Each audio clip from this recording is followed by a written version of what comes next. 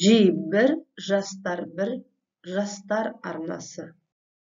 Оқу мақсаты коммуникативтік жағдаяттарға байланысты сөйлеу этикеті формаларын дұрыс таңдай білу, сөйлеу барысында түрлі стильде берілген тақырып бойынша қажетті аргументтерді орынды қолдану, диалогте, полилогте сенімді сөйлеу.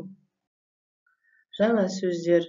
Бүгінгі сабақта біз орынбасар, заманауи, пікір талас деген жаңа сөздермен танысамыз. Айтылым. Мына суретте көрсетілген желілердің қай түрін жиі пайдаланасың?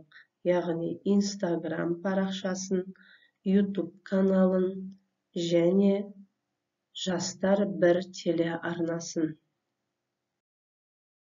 Оқылым. Мынау орыс тілінде берілген мәтінді оқып, қазақ тіліне аудару қажет.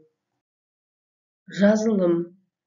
Яғни біз жаңа сіздермен орыс тілінде оқыған мәтінді қазақша аудардық. Сонымен қатар ол мәтін 134-ші бетте 3-ші тапсырмада берілген.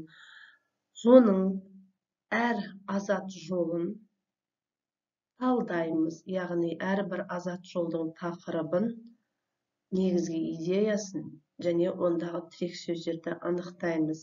Мәтін 6 азат жолдан тұрады. Тапсырма орында. Яғни 136-шы беттегі 8-ші тапсырманы қараймыз. Балық қаңқасы диаграммасын толтыр.